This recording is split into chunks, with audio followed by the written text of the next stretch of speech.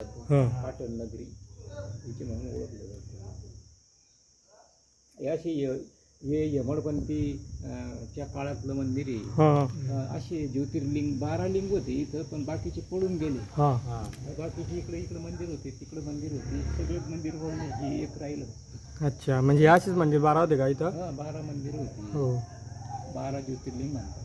हो ही 12 ज्योतिर्लिंग पडल्यानंतर मग हे दुसरे ज्योतिर्लिंग त्याच काळात बांधले गेले. वेरूळ, तुमचं त्र्यंबकेश्वर, हां हे म्हणजे तुमचं जगन्नाथपुरी ते गुजरातमध्ये हां हां जगन्नाथचं मंदिर हां आहे. हां म्हणजे अशी ठिकठिकाण.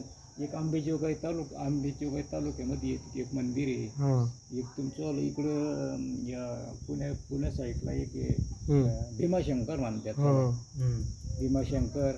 एक तिकडं पार येत रायगड जिल्ह्यात एक बरं कोणतं मंदिर आहे काय मानते,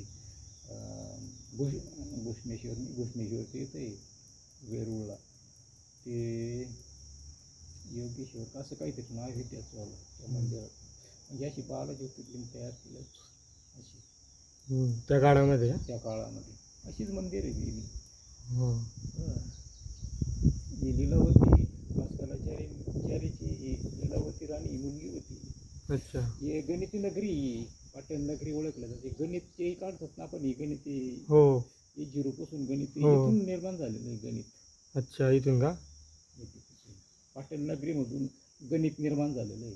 हो गणिती नगरी म्हणते हिला. पाटण नगरी, गणिती नगरी अच्छा असं आहे.